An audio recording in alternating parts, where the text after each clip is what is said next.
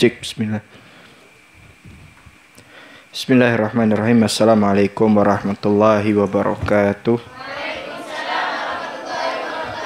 Bismillah, alhamdulillah, salatu wassalamu ala habibina rasulillah Sayyidina Muhammad ibn Abdillah wa ala alihi wa sahbihi wa man wala. Wa la hawla wa la quwata illa billah. Rabbi syrah li sadri wa yassir li amri wahlul 'uqdatam min lisani yafqahu qawli wasaddid bihi lisani wahdi qalbi bijahin nabiy sahbil ali. Subhanallah, alhamdulillah, wa la ilaha illallah, wallahu akbar. Adada kulli harfin kutiba yuktab abal abin dahr tahirin, amma ba'du. Allahumma anfa'na bima 'allamtana wa 'allimna bima yanfa'una. Allahumma zidna ilma warzuqna fahma wa atina al-hikmah. Allahumma inna nas'aluka ilman nafi'a wa rizqan wasi'a wa amalan mutaqabbala wa dhanban maghfura. Allahumma a'inna ala dzikrika wa syukrika wa husni ibadatika wa husni muamalatika. Allahumma rzuqna tauba qabla al-maut wa syahada 'inda al-maut wal jannata ba'da al-maut walhamdulillahi rabbil alamin. Para hadirin wal hadirat, para sahabat dimanapun Anda berada, para pendengar radioku yang kami muliakan, alhamdulillah kita bisa melanjutkan kembali kajian fikih kita rutin setiap Selasa malam Rabu yang kita adakan di Pondok Pesantren Al-Bahjah Sungai Itik Kuburaya. Yang mana pada pertemuan malam yang mulia ini kita sudah sampai kepada pembahasan syurutu sihatil qudwah, syarat sahnya bermakmum. Yang mana sebagaimana kita ketahui bahwasanya setiap hari kita selalu melaksanakan sholat berjamaah, sholat 5 waktu. Nah, kita harus tahu ya, syarat-syarat berjamaah itu apa saja biar dianggap sah syarat berjamaah. Syurutu, langsung saja kita masuk bahasan. Bismillahirrahmanirrahim. Qala al-musannif hafizahullah ta'ala wa ra'ah wa nafa'ana bihi wa bi ulumihi wa fid darain amin.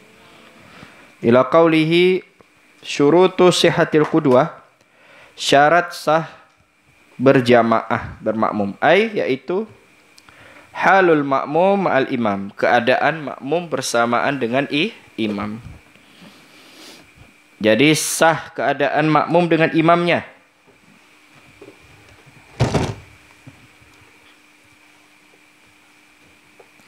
Di sini disebutkan ada 5. Nah, perhatikan. Yang pertama, an la ya'lamal makmum butlana salati imamihi. Syarat sah berjamaah pertama, syarat sah bermakmum ya, bukan berjamaah, bermakmum. Nanti ada syarat sah berjamaah lagi.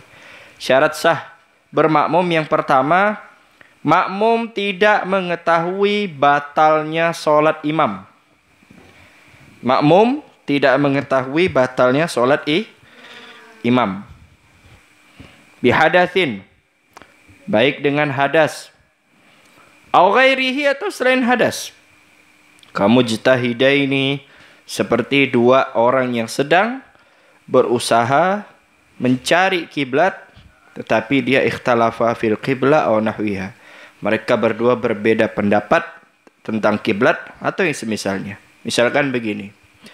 Syarat pertama sah bermakmum itu, si makmum ini ya. Jadi nanti ada perbedaannya. Nanti terakhir saya jelaskan. Syarat sah bermakmum sama syarat sah berjamaah. Paham? Ada 2. Yang pertama syaratnya ada 5. Salah satunya makmum tidak boleh mengetahui batalnya sholat imam. Seperti misalkan si imam ini hadas, ya. Si imamnya hadas. Baik hadas kecil apalagi hadas besar. Makmum tidak boleh tahu. Kalau makmum tahu, maka dia wajib mufarokoh. Paham? Mufarokoh itu apa? Pisah dari imam. Jadi dalam hatinya dia harus mengucapkan, saya niat pisah dari imam. Bahasa Indonesia cukup. Bahasa Arabnya, nawaitul mufarokoh anil imam. Misalkan, ente sholat sama imam. Imamnya namanya, misalkan nama imamnya adalah Muhammad. Imam Allahu Akbar, dari niat nggak ada apa-apa. nggak ada yang perlu dicurigakan. Pas sujud, Allahu Akbar. Kan telapak kaki terangkat itu, kelihatan. Oh, ternyata di telapak kaki imam ada, mohon maaf, kotoran cicak. Najis gak kotoran cicak? Ternyata tanpa disadari si imam menginjak kotoran cicak. Nggak sah sholat bawa najis. Maka saat itu juga si makmum harus pisah dari Jika dia tetap melanjutkannya, maka sholatnya batal. Paham? Sholatnya batal. Kalau misalkan mengetahuinya setelah selesai sholat, bagaimana? Kalau setelah selesai sholat, nah, maka kalau kita yakin, misalkan Assalamualaikum warahmatullah, setelah salam, kelihatan itu apa hitam-hitam di pakaian? Oh, ternyata kotoran cicak. Sah nggak sholat bawa kotoran cicak? Nah, nggak sah, paham? Tidak sah. Karena tidak sah, maka lihat, ya makmum nih melihat ini kira-kira kotoran cicaknya datang waktu sholat atau setelah salam. Paham? Nah, kalau di dalam hati makmum yakin, oh ini kayaknya kotoran sholatnya, ini kayaknya setelah imam sholat. Karena masih basah misalkan. Ana tadi pas sholat nggak ngelihat ada hitam-hitam, ini baru nih. Wah, karena dia yakin kotoran cicaknya itu datang setelah salam, maka tidak perlu dia mengulangi sholat. Tapi kalau dia yakin kotoran cicaknya itu ya datang ketika imam dalam sholat, oh ini kayaknya pas dari tadi ini, dari sebelum sholat ini. Kenapa? Udah ada kering misalkan, kotorannya kering dan lain sebagainya, ada tanda-tanda. Maka si makmum wajib mengulangi sholat ya, karena hukum sholatnya saat itu batal. Mengapa batal? Karena dia mengetahui batalnya sholat imam. Paham? Nah, nanti sholat Allahu Akbar. Pas ruku imam kentut brut. Ini nampaknya dari punya imam ini. Imam nggak ngerasa. Ya, imamnya gak sah, tetap lanjut dia. Sami Allahu liman hamidah. Wow, batal ini. Imamnya buang angin, kentut. Kok tahu ente? Ada di belakangnya, Ustaz. Langsung baunya nyut gitu. Imam gak kerasa. Kan ada orang gak sadar dia kentut. Yang kentut, yang tahu orang lah. Nah, karena dia tahu, maka dia wajib pisah dari imam. Apakah saya wajib memberitahu teman saya di samping kiri kanan saya? Nanti setelah misalkan kiri kanan kamu tidak tahu, tidak sadar. Yang sadar cuman kamu sendirian. Yang sadar cuman kamu seorang aja. Nah, nanti jangan pas sholat ngasih tahu, ya batal juga sholatmu. Pas sholat ngasih tahu, wih imam tadi kentut, nanti dalam ruku ya batal juga sholatnya. Karena ngomong. Paham? Nah, ini yang pertama. Atau misalkan di dalam contoh di sini, misalkan imam sama makmum beda ijtihad. Jadi di dalam sholat itu kita wajib menghadap kiblat. Ada satu keadaan kita wajib mencari kiblat. Ijtihad fil kiblah. Namanya ijtihad fil kiblah namanya. Di Syamsul Munirah ada itu rentetan-rentetan atau urutan-urutannya. Paham? Paham ya? Misalkan nanti di dalam hutan. Di dalam hutan. Kok bisa kami di dalam hutan, Pak Ustadz? Pokoknya di dalam hutan entah ente dicuri bebek gombel segala ya. Atau dirampok kemudian dibuang, atau kemah sesat pas sholat bingung, ini hutan mana ini? Pokoknya di tengah-tengah hutan ya. Mau sholat, oh ini kayaknya sudah masuk waktu zuhur. Kenapa? Saya ambil batang kayu, saya taruh, wah mataharinya sudah agak bayangannya udah agak ini udah masuk waktu zuhur ini.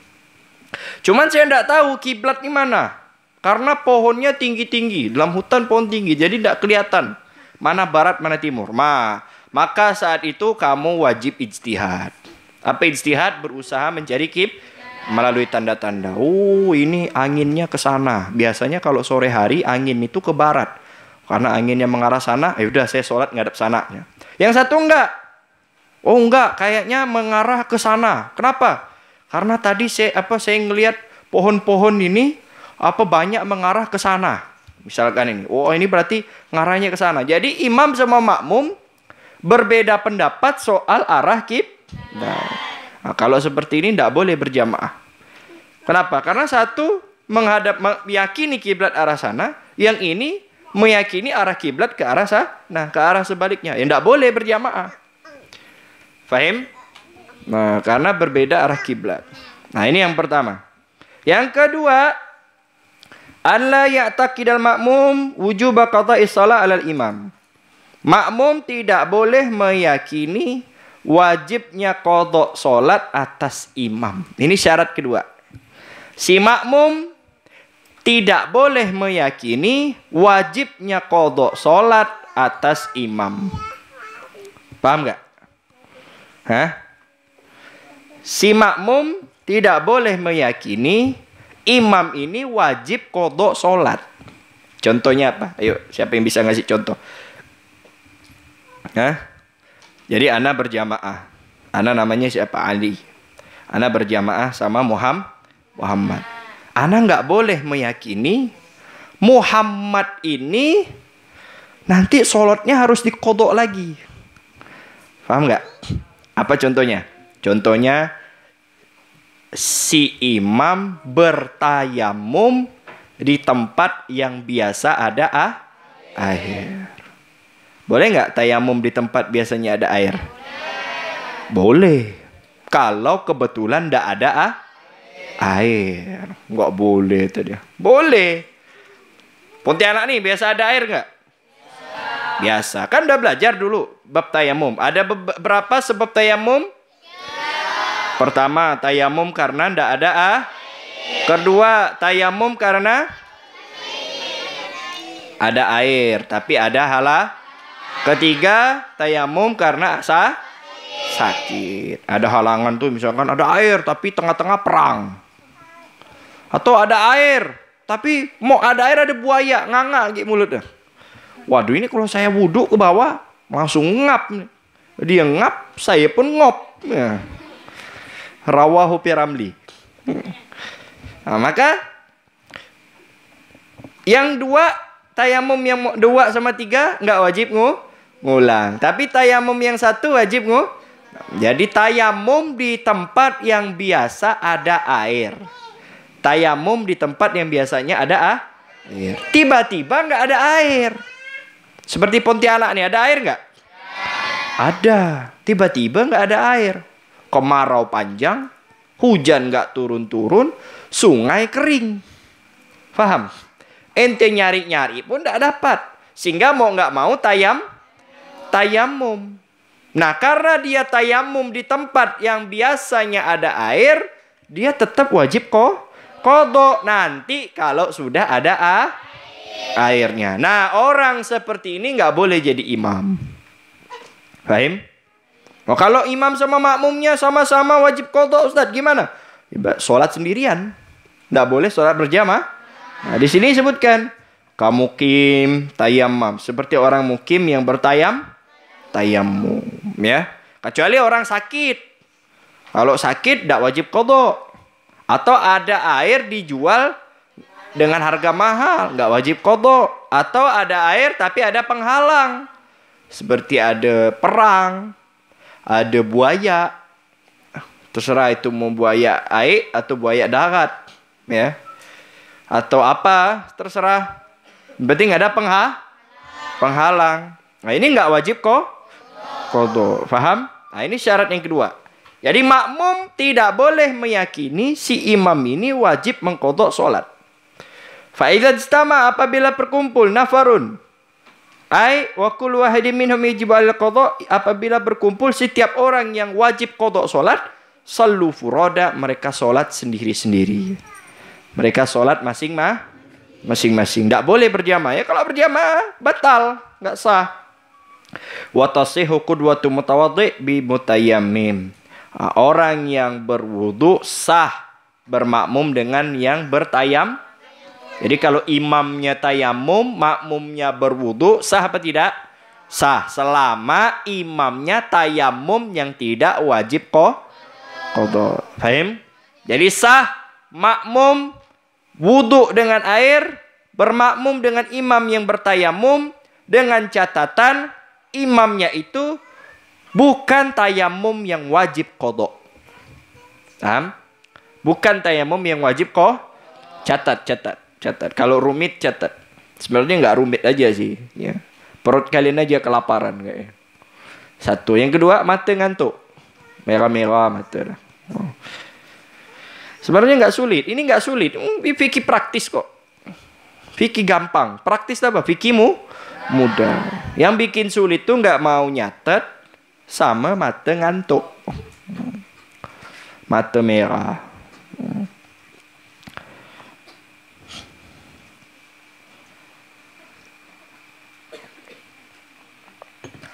Biar nggak ngantuk, saya cerita sedikit. Ya. Biar nggak ngantuk nih mas.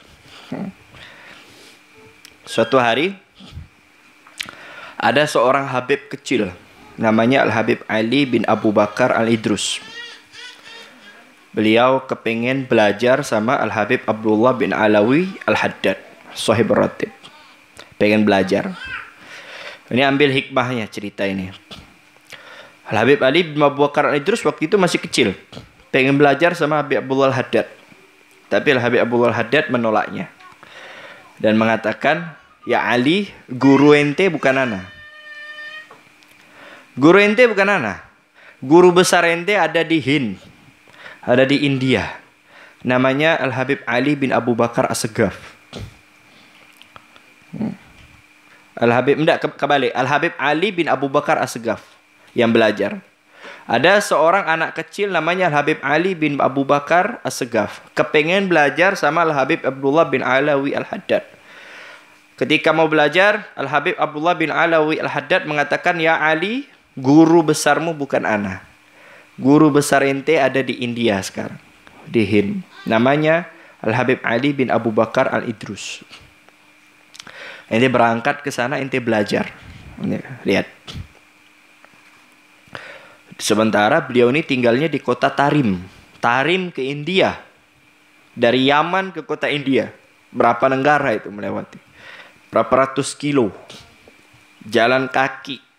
Waktu itu belum ada pesawat, belum ada kereta api, belum ada Grab, belum ada Gojek, belum ada. Jalan kaki, naik ontak, paling tidak naik ontak berbulan-bulan.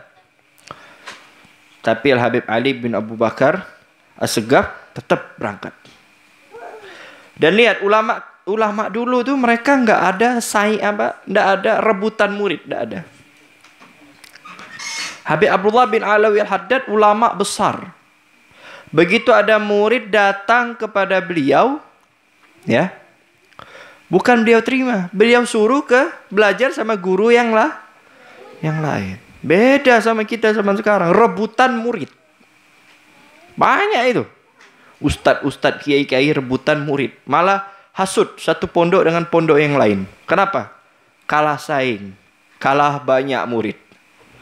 Berarti mondoknya bukan karena Allah, mondoknya biar banyak-banyakan murid, biar megah-megah. Ulama dulu nggak gitu. Kebetulan Habib Abdullah bin Al-Haddad ini memang bersahabat dengan Habib Ali bin Abu Bakar Al-Idrus. Sampai beliau mengatakan, aku tidak pernah rindu sama seseorang melebihi rinduku kepada sahabatku Ali bin Abu Bakar Al-Idrus. Singkat cerita disuruhlah belajar. Yuda Ali, ente belajar ke India, ente belajar sama guru ente yang di sana namanya Al-Habib Ali bin Abu Bakar Al-Idrus. Berangkat. Habib Ali As-Segaf nggak protes. Padahal jarak Tarim ke India jauh. Santri zaman sekarang disuruh berangkat ke Cirebon, protes. Nggak mau ke Cirebon, ngancam mau berhenti. Betul? Ada budak? Nggak ada ya? Disuruh ini itu protes. Apalah anak disuruh terus. Orang dulu enggak, mereka yang berhasil. Lihat, begitu datang ke kota India, setelah berbulan-bulan dicari alamatnya, sampailah ke alamat yang ditujukan itu. Oh, ini rumahnya. Ini rumah yang dikatakan Habib Abdullah Al-Haddad. Inilah guru saya. Begitu digedor, Assalamualaikum. Waalaikumsalam. Ternyata yang membuka adalah pembantunya. Ada apa gerangan wahai anak muda? saya kepengen belajar sama Al-Habib Ali bin Abdullah Al-Idrus. Siapa nama ente? Anak Ali bin Abu Bakar As-Segaf. Sudah, oh ya, bentar ya saya panggil. Kebetulan Habib Ali bin Abu Bakar Idrus sedang makan sama tamu. Akhirnya pembantunya ngomong, Habib, di luar ada orang anak kecil mau belajar sama antum. Kayaknya sih dari jauh, pakaiannya lusuh, wajahnya kayak capek gitu. Kata Habib Ali Idrus, suruh tunggu sebentar. Ana lagi makan sama tamu. Ya udah. Dibilang kata Habib Ali suruh tunggu sebentar. Oh iya. Jadi di luar, padahal dari Tarim loh nih, jauh loh. Ya, dari Tarim jauh. Nggak disuruh masuk. Biarkan luar, dikunci lagi pintunya. Dan itu bukan 10 menit, 15 menit, setengah jam nggak, berjam-jam. Di luar, dan Habib Ali nggak duduk, berdiri nunggunya. Habib Ali bin Abu Bakar Al-Idrus. Bayangkan dari jauh kota Tarim, berbulan-bulan, capek, datang bukannya disuruh masuk, malah disuruh tunggu di luar. Nggak duduk, berdiri. Berjam-jam. Di bawah panas terik kota India. Dan dia nggak ngeluh. Akhirnya setelah Habib Ali bin Abu Bakar Idrus selesai makan, dipanggil pembantunya. Ente lihat, anak tadi yang mau belajar masih ada nggak? Anak lupa tadi. Asik ngomong sama tamu berjam-jam. Akhirnya dicek sama pembantunya, dilihat dari balik tirai, masih ada, iya. Berdiri apa duduk? Tetap berdiri. Insya Allah. Ente sini, ini kobokan bekas anak makan sama tamu. Ente ambil, nanti siram ke dia. Disiram pakai kobok, siramnya dari atas. Jadi disiram air kobokan bekas tamu, disiram ke badan Habib Ali bin Abu Bakar itu. Capek. Tapi lihat. Apakah Habib Ali marah? Enggak. Begitu disiram, yang lengket air, itu langsung semua bekas kobokan itu diusap ke seluruh badannya. Wah, ini berkah ini. Berkah guru, ini ada sirnya nih. Langsung diusap. Tanya, mana lagi? Ada lagi enggak kobokannya? Bekas kobokan mana? Diminta lagi. Enggak protes. Padahal disiram kobok. Akhirnya diceritakan, ya Habib, ini orang anak siram kobokan, bukan tambah marah, tambah minta lagi. Akhirnya setelah disiram kobokan terima, baru disuruh masuk. Ditanya, ada apa ente wahai walad? Dia walad. Namanya siapa? Anak Ali bin Abu Bakar. Terus dari mana ente? Anak dari Tarim. Ente kesini atas dasar siapa? Anak mau belajar. Siapa yang nyuruh? Habib Abdullah bin Ali Al-Haddad. Begitu dengar Habib Abdullah Haddad, akhirnya diterima belajar. Dan berkat keuletannya, berkat ketekunannya, jadilah ulama besar Habib Ali bin Abu Bakar As-Segaf. Dan selama belajar sangat taat sama gurunya. Selama belajar belasan tahun, nggak pernah sekalipun Habib Ali bin Abu Bakar Idrus itu tidur di depan gurunya, nggak pernah. Tuh. Selama belajar bahkan membuka kitab di depan gurunya itu sampai tidak kedengeran suara kertas. Pelan. Nah, Habib Ali bin Abu Bakar terus. Santri Al-Bahjah ketinggalan kitab di depan gurunya. Baik. Beda jauh sama Habib Ali As-Segaf. Ini jangankan ketinggalan kitab, membuka kitab di depan gurunya saja sampai tidak kedengaran suara kertasnya. Gitu. Ente, kalau soal catatan jangan ditanya. Apapun yang disampaikan gurunya selalu dicatat. Dan subhanallah ya, saking akhlaknya Al-Habib Ali bin Abu Bakar As-Segaf terhadap gurunya Al-Habib Ali bin Abu Bakar Idrus, setiap marga yang berbangsa Al-Idrus, setiap Habib yang bermarga Al-Idrus, siapapun dia, walaupun itu anak kecil, dia nggak mau mendahulinya. Dia kalau di depan Habib Ali As-Segaf, ada Habib bermarga Idrus, walaupun anak kecil, dia nggak mau berjalan mendahului orang tersebut. Kenapa? Karena takut su'ul adab sama guru. Karena gurunya marganya Al-Id, sehingga jadi ulama besar. Santri Al-Bahjah, ana berdiri di situ, ada selembek dia lewat, macam apa undur-undur, nak nyelonong ya. Ana di sini tetap ya lewat. Ustaz Amin lewat, tetap lewat. Ustaz Hidayat lewat, tetap. Nggak ada harganya mata Ustaz di mata kamu. Makanya ilmumu kamu tuh nggak ada barokahnya. Kenapa? Bukan karena nggak belajar, nggak. Tiap malam kamu itu belajar. Tiap malam murojaah, tapi lupa terus. Karena belajarnya nggak diwarnai dengan adab. Adabnya nggak ada. Makanya perbanyak mendengar cerita orang-orang soleh. Maka bagaimana mereka dulu itu belajar. Ulama-ulama dulu itu, ya, dia meludah ke arah rumah guru atau di mana gurunya berada tuh tidak mau. Takut suul adab. Mentek jangan gitu. Ini anak banyak, cuy, meludah ke arah sana. Sana rumah guru-guru semua. Atau ke sana, arah kiblat, meludah ke arah kiblat. Santri apa itu meludah itu? Tidak ada santri yang meludah ke arah gurunya berhasil, tidak ada. Tidak ada ceritanya berhasil. Ya kalau kamu nggak percaya, ya coba aja meludah ke arah rumah gurumu. Atau di pusat nanti meludah ke arah rumah Buya misalkan. Kalau kepengen tidak berhasil. Tes, benar nggak kata Habib Ali itu? Makanya belajar itu pakai adab. Qaddimil adab, nahnu, apa kata ulama? Nahnu qalilun minal ilmi ahwaju ilaina. Nahnu qalilun ilal adab ahwaju ilaina min katsirin minal ilm. Sedikit daripada adab lebih kami butuhkan daripada banyaknya ilmu. Faham? Dah, mudah-mudahan cerita sedikit ini buat tidak ngantuk, ya. Wa qudwatul qa'im bil qa'id wal muttaji. Dan sah orang yang berdiri berjamaah dengan imam yang duduk atau baring. Sah. Misalkan imamnya lumpuh. Lumpuhnya pakai kursi atau imamnya baring. Sah nggak kita berjamaah? Sah. Jadi nggak disyaratkan imam harus berdiri. Nggak. Boleh. Wa qudwatus sahih bisalis. Wa qudwatus sahih bisalis.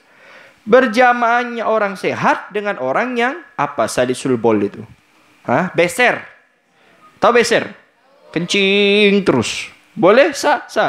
Jadi kalau makmumnya sehat, imamnya salisul bol. Apa itu salisul bol? Beser. Yang penting wuduknya harus benar ya. Wuduk yang salisul bol khusus nanti.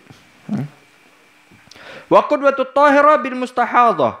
Dan wuduknya orang perempuan yang suci dengan imam yang mustahadah, yang berdarakan istihadah. Ya. Ghairul mutahayyirah, selain imam mutahayyirah. Mutahayyirah itu yang bingung. Jadi makmum perempuan sah berjamaah dengan imam yang istihadah. Kalau makmum laki-laki sah nggak dengan imam yang istihadah? Nah, sah nggak? Kan istihadah. Katanya di sini sah yang suci bermakmum dengan yang berdarah istihadah. Kalau makmum laki-laki sah? Kenapa nggak sah? Kalau imamnya laki-laki? Laki-laki mana istihadah? Ada yang nanya itu, Habib, apakah bagaimana nih Habib? Kami laki-laki pernah darah haid. Masa? Iya. Itu bukan darah haid. Terus itu beser. Tahu beser? Ambeien. Keluar darah dari laki-laki. Tidak ada laki-laki, nggak ada istihadah. Apa istihadah itu? Darah yang keluar pada waktu selain pada waktu haid. Selain siklus haid. Biasanya dia seminggu haid. Dihitung sampai maksimal. Berapa maksimal? 15. Sampai 15 tetap keluar. Itu udah. Darah istihadah. Istihadah tetap wajib sholat. Dan dia boleh jadi imam. Selama dia yakin itu darah istihadah. Kalau dia bingung, ini istihadah apa bukan? Namanya mutahayyirah. Mutahayyirah tidak boleh jadi imam. Tidak sah. Fahim tum? Yang ketiga, syarat yang ketiga. Ini yang kemarin ditanyakan oleh Mas Kirom. An la yakunal imam makmuman. Imam nggak boleh jadi makmum. Nah, jadi nggak boleh berjamaah dengan imam yang masih jadi makmum. Yang masih loh ya. Kalau dia sudah tidak menjadi makmum, boleh. Misalkan, ya, Ente masuk berjamaah, ada apa berjamaah. Ada imam, ada makmum. Ente bukan berjamaah sama imam, malah makmum ya. Yang masih ente berjamaah. Jamaah ini tidak sah. Kecuali ada yang masbuk. Nah, tunggu masbuknya. Kalau imam udah selesai salam, dia berdiri menyempurnakan rakaat, baru boleh ente berjamaah sama dia. Ya. Paham? Jangan pas sholat imam belum salam, rakaat terakhir. Belum salam imamnya. Ente yakin, oh ini si Rizky ini dia masbuk ini. Udah anak langsung berjamaah sama dia aja. Allahu Akbar. Lah dia masih makmum sama imam. Imamnya belum salam. Berarti dia masih makmum enggak? Masih makmum. Enggak boleh. Nunggu imam selesai. Kalau imam selesai, Assalamualaikum warahmatullahi. Assalamualaikum warahmatullahi. Begitu imam selesai, maka dia bukan makmum lagi. Dia berdiri. Allahu Akbar. Menyempurnakan rakaatnya. Yang ketinggalan, baru boleh kita berjamaah sama si Rizky. Yang keempat. An la yakunal imam ummiyan. Imam tidak boleh ummi. Ummi itu nggak bisa baca, nggak bisa nulis. Maksudnya di sini adalah imam yang baca Fatihah atau baca rukun-rukun kaulinya belepot-lepot kata orang Pontianak. Tahu belepot-lepot? Belepet-lepet.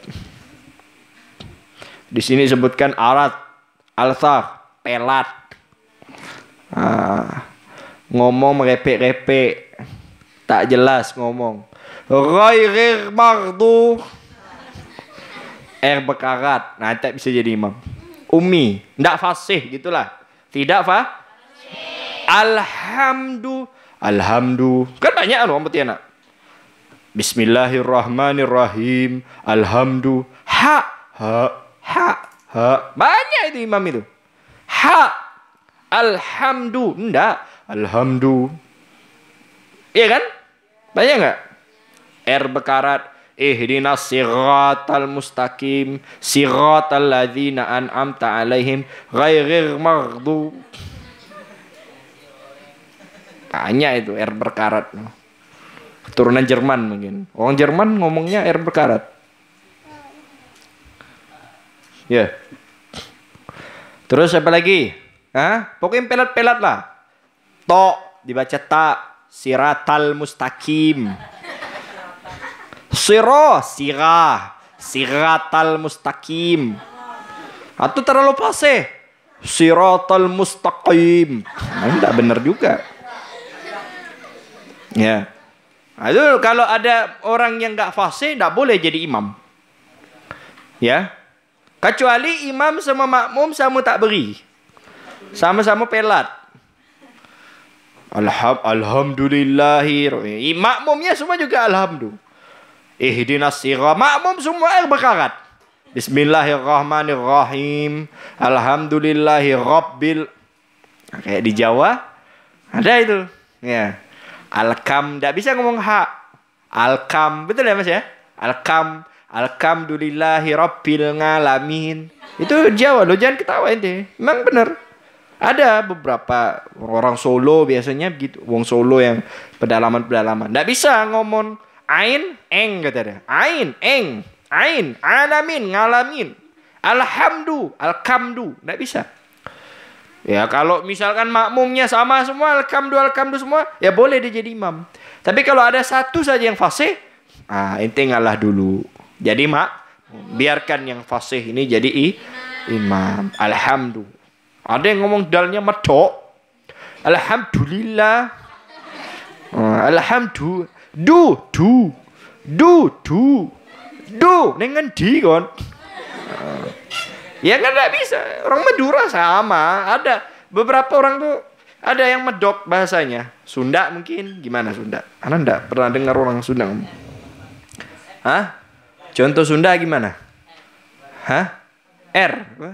Ro, biar orang Sunda bisa ngomong ro, Yang naon kalau Sunda tuh ngomongnya pakai tempo.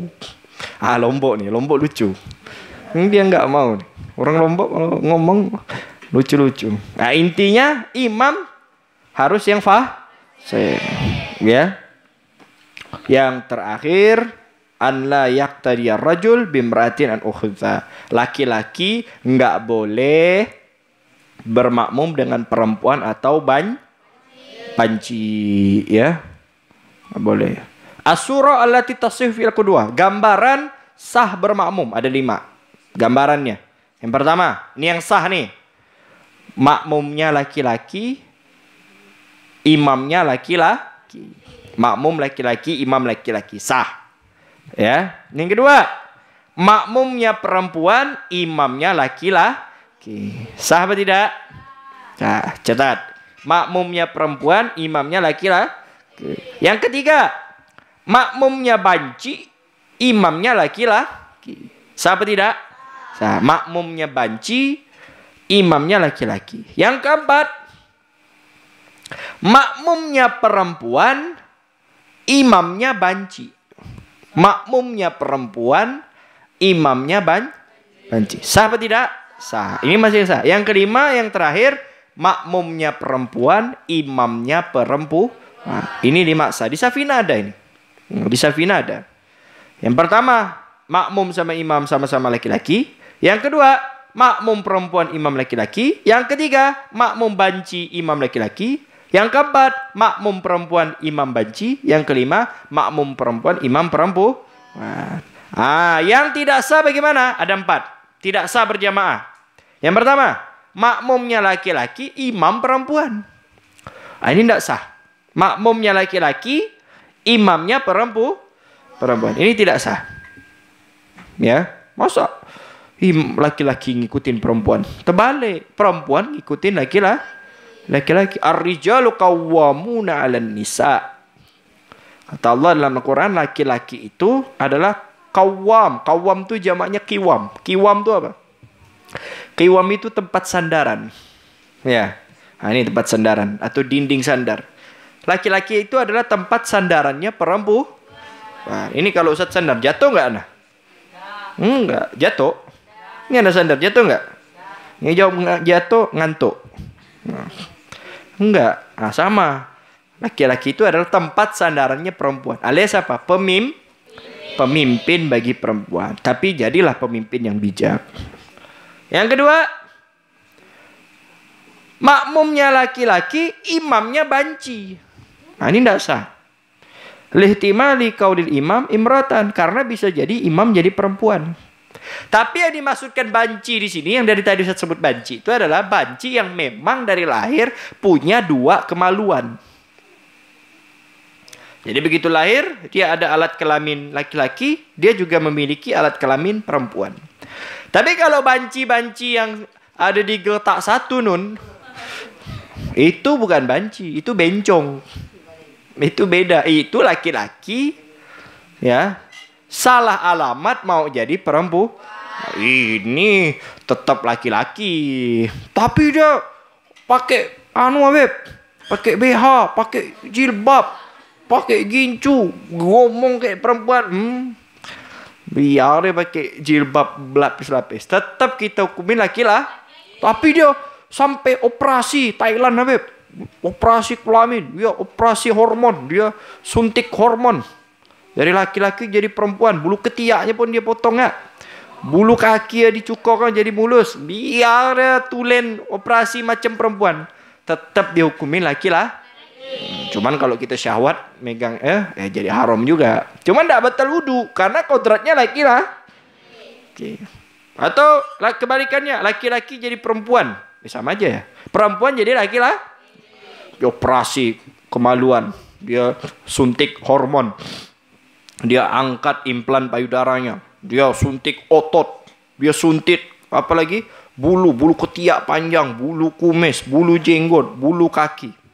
Perempuan tetap kita hukumin, laki-laki tetap kita hukumi dia perempuan. Jadi sentuh sama dia. Kalau perempuan nggak batal wudu. Tapi kalau laki-laki membuka aurat pun haram. Fahim tum? Ini misalkan Rizky, dia pengen jadi perempuan, pergi ke Thailand, operasi, jadi Rizka.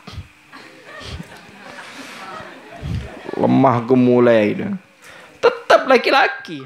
Tapi cakep Ustaz, Bilal lembek beliau nengok dia. Ya haram ngelihatnya haram. Tapi sentuhan tangan, sentuhlah tangan, mulusnya Ustaz, batal? Enggak batal. Karena memang dia laki-laki. Tapi dia udah suntik hormon Pak Ustaz, tak ada bau laki-laki lagi. Dulu semenjak jadi Rizky, waktu dia masih Rizky, sore-sore main bola badan bau masam. Habis begitu jadi Rizka, wah wangi Ustaz. Mana tetap dia kita hukumin laki lah. Mau kau suntik hormon pun, nah ini haram gini. Tapi ada di dalam Islam, memang ada orang yang lahir punya dua kemaluan. Nah ini namanya khunsa. Nah, ini memang jarang, kejadiannya jarang. Tapi ada ya, ada. Nah bagaimana hukumnya? Lihat nanti ketika dia balik. Pasti ketahuan. Nah, kalau dia balik, nanti lihat mana di antara dua kemaluannya yang berfungsi. Karena nggak mungkin berfungsi dua-duanya. Lihat ketika dia pipis, nah, keluar air seninya dari jalur mana? Nah dari jalur mana? Itulah kita hukumi. Faham? Oh dia misalkan gayanya kemayu kayak perempuan, gitu. Lemah gemulai letoy, ya kayak perempuan gitulah. Dilempar lempar pasir, kata dia kan. Yang perempuan gitu. Ada tikus pun ada takut ya. Nah, tapi ketika dia buang air, yang aktif adalah kemaluan atau alat vital laki-laki. Ya kita hukumi laki-laki. Nggak boleh ngumpul sama ente.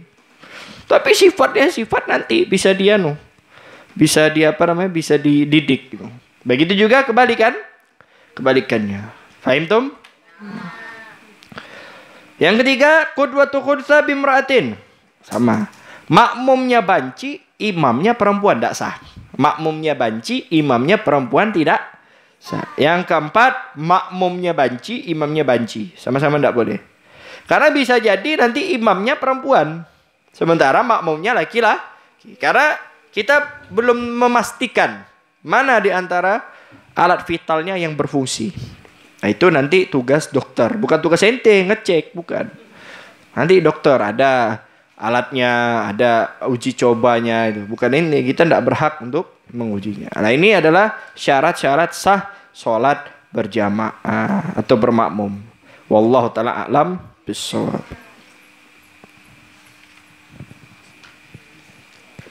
Syukran kasiran kami haturkan kepada guru kita tercinta Al-Habib Aidi Al-Hindwan.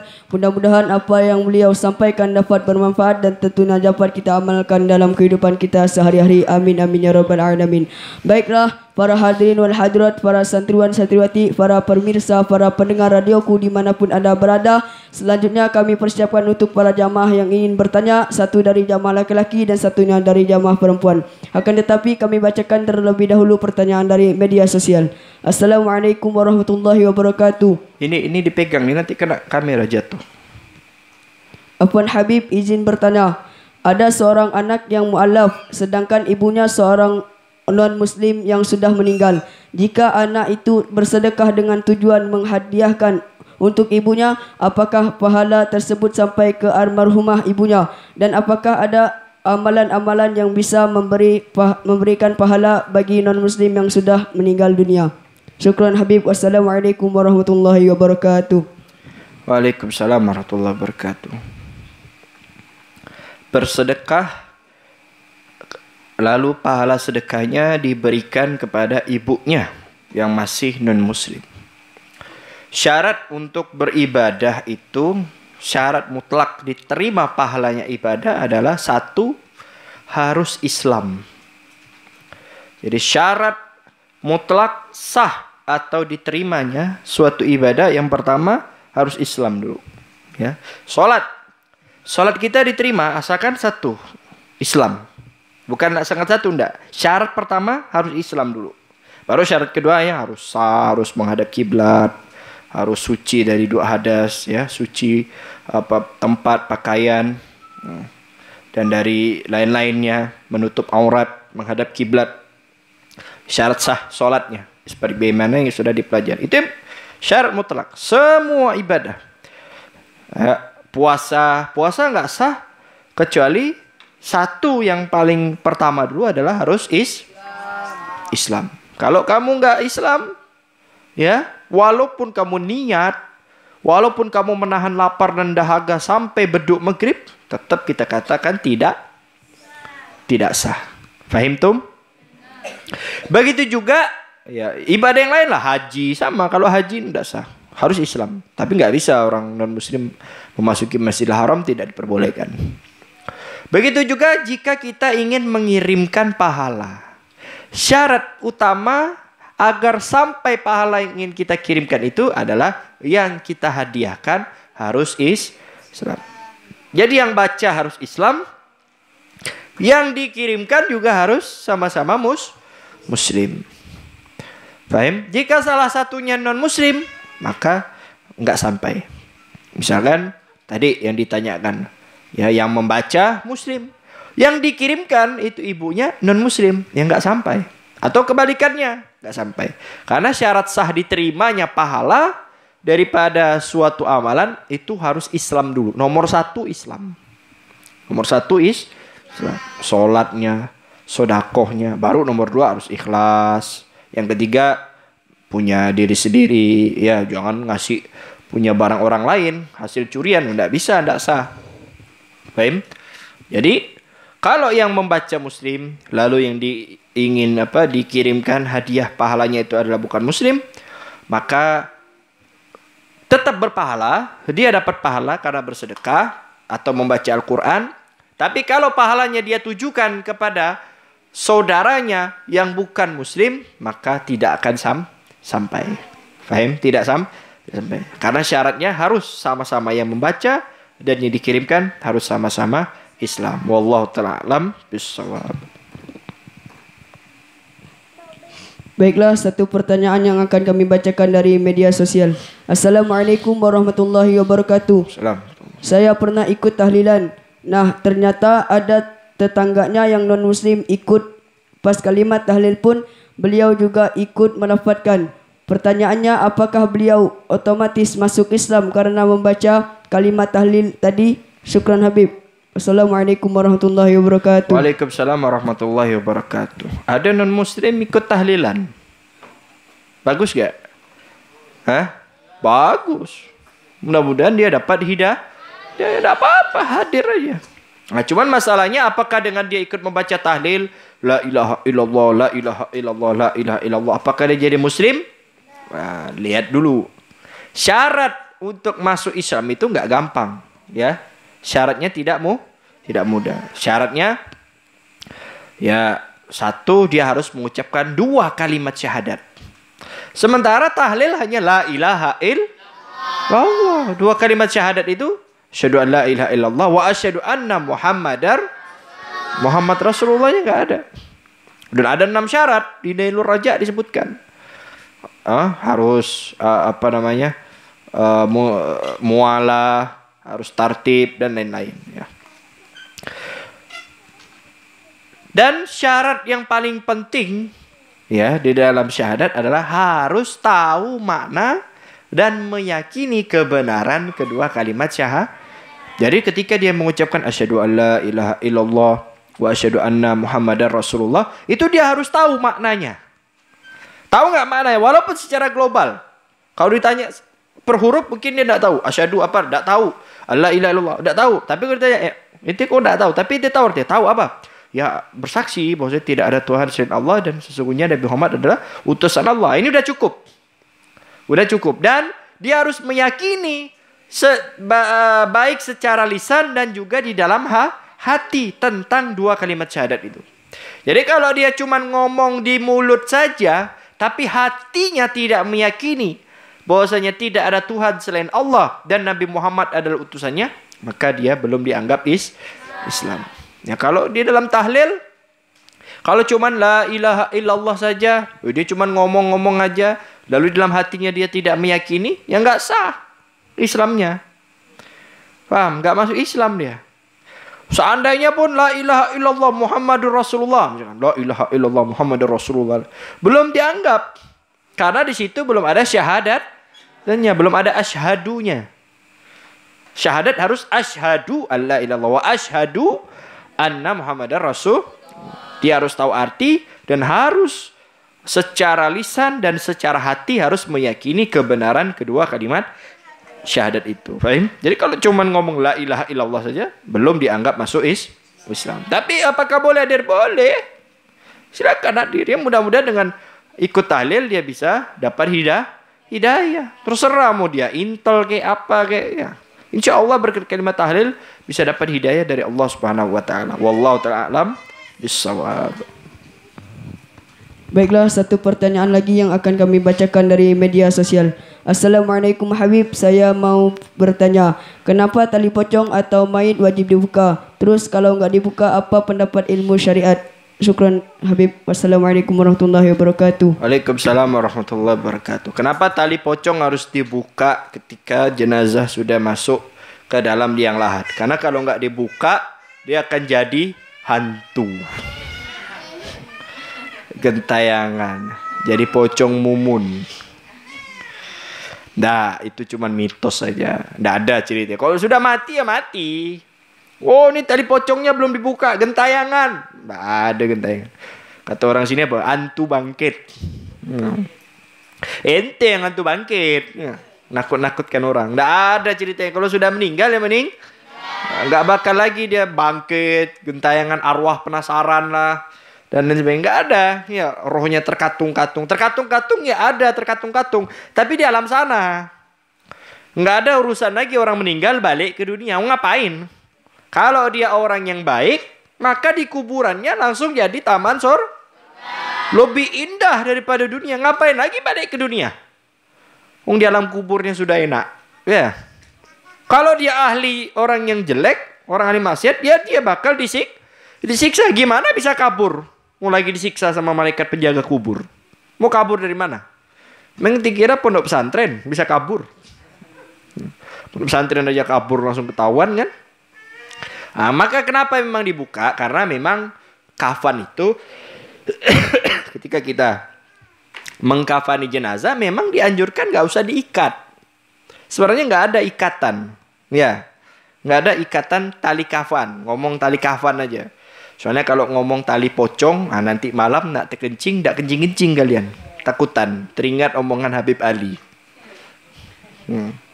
Jadi memang ketika kita mengkafani jenazah, ya, itu memang dianjurkan tidak diikat.